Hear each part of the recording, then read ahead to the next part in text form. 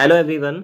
हम अपने सराउंडिंग में काफ़ी सारे प्लांट्स और एनिमल्स को देखते हैं जिनमें हाथी से लेकर चींटी तक हम सारे लिविंग ऑर्गेनिजम्स को नेक्ड आइज से देख सकते हैं डायरेक्टली। ठीक है, लेकिन कुछ ऐसे भी लिविंग ऑर्गेनिजम्स होते हैं जो कि इतने छोटे होते हैं कि जिन्हें हम नेक्ड आइज से डायरेक्टली नहीं देख सकते। ठीक है, और इनको देखने के लिए या तो हमें मैग्नीफाइंग ग्लास चाहिए होता है या फिर माइक्रोस्कोप का यूज़ करना पड़ता है। ठीक है, इसी कारण इनको हम क्या बोलते हैं, माइक्रो ऑर्गेनिजम्स या फिर माइक्रोब्स।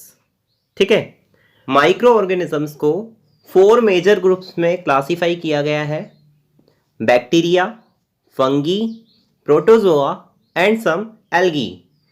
ठीक है, तो आपने रेनी सीजन्स में देखा होगा कि ब्रेड जल्दी ख़राब हो जाती है और उसके ऊपर ग्रेइश वाइट पैचेस लग जाते हैं, ग्रे वाइट कलर के धब्बे लग जाते हैं। ठीक है, जब इन्हें मैग्नीफाइंग ग्लास से आप देखोगे तो आपको ब्लैक राउंड स्ट्रक्चर दिखाई देगी।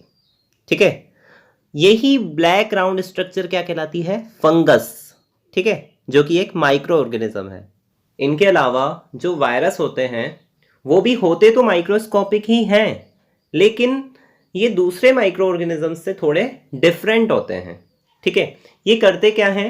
ये होस्ट ऑर्गेनिजम्स जैसे कि बैक्टीरिया, प्लांट और एनिमल्स की सेल्स में रिप्रोड्यूस होते हैं। ठीक है, और जो कॉल्ड है, इन्फ्लुएंजा है, कफ है, पोलियो है, चिकन पॉक्स, ये सारे जनरली वायरस से होते हैं। ठीक है, और प्रोटोजोआ से होता है मलेरिया और बैक्टीरिया से होते हैं टाइफाइड और टीबी। अब क्वेश्चन ये उठता है कि ये माइक्रो ऑर्गेनिजम्स रहते कहाँ पर हैं? ठीक है, तो ये माइक्रो ऑर्गेनिजम्स एनवायरनमेंट में हर जगह प्रेजेंट हैं और इसके अलावा ये प्लांट्स में भी हैं, एनिमल्स में और ह्यूमन बॉडी में भी प्रेजेंट होते हैं। ठीक है, और इनकी एक खास बात ये होती है कि ये बर्फ़ जैसी ठंडी जगह पे भी जिंदा रहते हैं और बहुत ज़्यादा टेम्परेचर पे भी ये जिंदा रहते हैं। ठीक है, तो अब क्वेश्चन ये है कि हम इनके बारे में पढ़ क्यों रहे हैं, क्या मतलब आ रहा है हमारा उनसे। ठीक है, तो माइक्रो ऑर्गेनिजम्स के बारे में हम इसलिए पढ़ रहे हैं क्योंकि ये हमारे लिए बेनिफिशियल भी हैं और हार्मफुल भी हैं। ठीक है, तो बेनिफिट्स क्या क्या हैं इनके? तो माइक्रो ऑर्गेनिजम्स का यूज़ हम कर्ड बनाने में करते हैं, ब्रेड बनाने में करते हैं, केक बनाने में करते हैं। इसके साथ साथ ये माइक्रो ऑर्गेनिजम्स एनवायरनमेंट को क्लीन रखने का भी काम करते हैं। अब वो कैसे? तो जो हम वेजिटेबल पील्स हम फेंक देते हैं, ठीक है, या जो भी ह्यूमन वेस्ट हैं, एनिमल वेस्ट हैं, ठीक है, और साथ में जो डेड बॉडीज़ जो पड़ी रहती हैं एनिमल्स की, उनको डिकम्पोज कौन करता है? तो उनको डिकम्पोज करने का काम होता है बैक्टीरियाज, जो कि माइक्रो ऑर्गेनिजम्स हैं। तो इस तरीके से ये हमारे लिए काफ़ी फ़ायदेमंद हैं ये जो माइक्रो ऑर्गेनिजम्स हैं। अब हमें ये समझना है कि कर्ड यानी कि दही और ब्रेड बनाने में ये माइक्रो ऑर्गेनिजम्स कैसे हेल्प करते हैं। ठीक है, तो फर्स्ट हमारा पॉइंट है वो है कर्ड यानी कि दही कैसे बनता है। ठीक है, तो इसके बारे में डिस्कस करते हैं। आपने घर में मम्मी को देखा होगा कि वो रात को गुनगुने दूध में हल्का सा दही मिला देते हैं जिससे सुबह दही जम जाता है। तो इसका रीज़न क्या है? ठीक है, तो कर्ड में क्या होते हैं, काफ़ी सारे माइक्रोब्स पाए जाते हैं, काफ़ी सारे माइक्रो ऑर्गेनिजम्स पाए जाते हैं। ठीक है, जिनमें सबसे ज़्यादा पॉपुलर है लैक्टोबैसिलस। तो लैक्टोबैसिलस पॉपुलर क्यों है? क्योंकि लैक्टोबैसिलस बैक्टीरिया जो है मिल्क में रिप्रोडक्शन करके उसे कर्ड में कन्वर्ट कर देता है। ठीक है, इसीलिए मिल्क में थोड़ा सा कर्ड मिलाया जाता है। नेक्स्ट जो हमारा पॉइंट है वो है ब्रेड कैसे बनती है। ठीक है, तो ब्रेड बनाने के लिए जो हम बैटर तैयार करते हैं उसमें चुटकी भर या थोड़ा सा यीस्ट पाउडर हम मिला देते हैं। ठीक है, तो यीस्ट पाउडर मिलाने से हुआ क्या? यीस्ट क्या करता है, इस बैटर में तेज़ी से रिप्रोडक्शन करता है और रेस्पिरेशन के टाइम पर कार्बन डाइऑक्साइड गैस रिलीज करता है।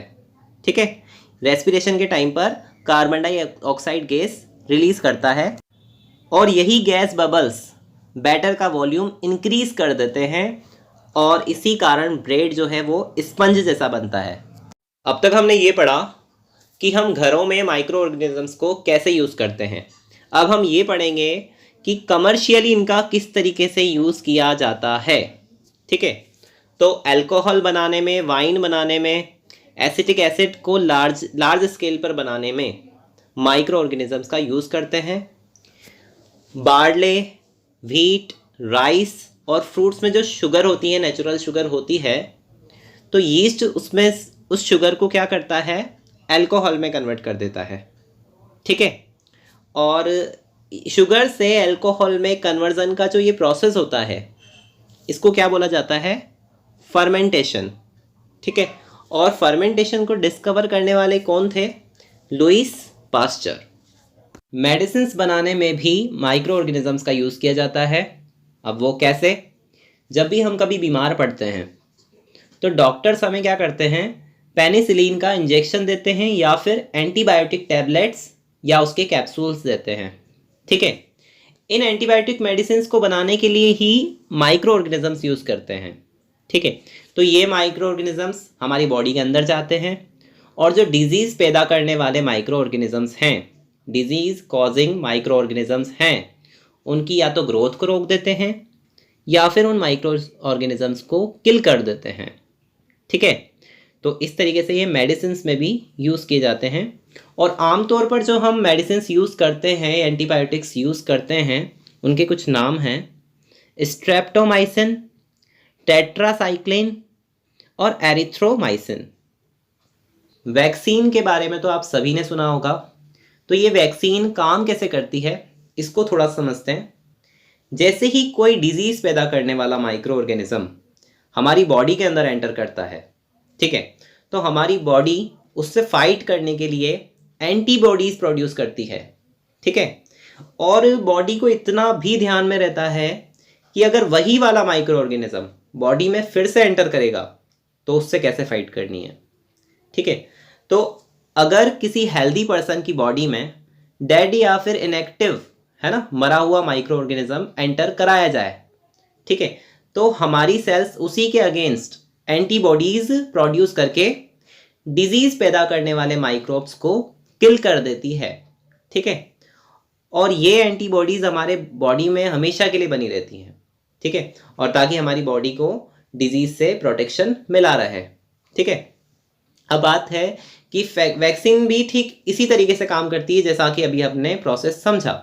ठीक है, इसी कारण बच्चों को बचपन में ही सारी वैक्सीन्स लगवा दी जाती हैं ताकि वे सारी डेंजरस जो डिजीज़ हैं उनसे दूर रह सके। इन सब के अलावा माइक्रो ऑर्गेनिजम्स एनवायरनमेंट को क्लीन करने का भी काम करते हैं। अब वो कैसे, आप एक बड़ा सा गड्ढा कर लीजिए कहीं भी मिट्टी में, ठीक है, उसमें आप वेजिटेबल पील्स डाल दो, ठीक है, और ड्राई लीव्स वगैरह डाल दो। ठीक है, तो आप लगभग 1 महीने बाद आप देखोगे कि वो मैन्योर में कन्वर्ट हो जाएगा। ठीक है, तो ये काम किया किसने, तो ये काम करने वाले हैं माइक्रो ऑर्गेनिजम्स। और इसके अलावा आपने ये देखा होगा, कोई भी डेड एनिमल पड़ा होता है जब हम ऐसे ही कहीं भी, तो वो कुछ टाइम बाद सड़ के गायब हो जाता है। वो कहाँ गायब हो जाता है, एक्चुअली माइक्रो ऑर्गेनिजम्स उसको क्या कर देते हैं, डीकम्पोज कर देते हैं। ठीक है, ये माइक्रो ऑर्गेनिजम्स डीकम्पोजिशन के टाइम पर जो डेड एनिमल के अंदर जितने भी न्यूट्रिएंट्स बचे कुचे रह जाते हैं वो वापस सॉइल के अंदर डाल देते हैं, और सॉइल से प्लांट्स के थ्रू ये वापस न्यूट्रिएंट्स एब्जॉर्ब कर लिए जाते हैं। ठीक है, तो इसलिए ये हमारे लिए काफ़ी फ़ायदेमंद भी हैं।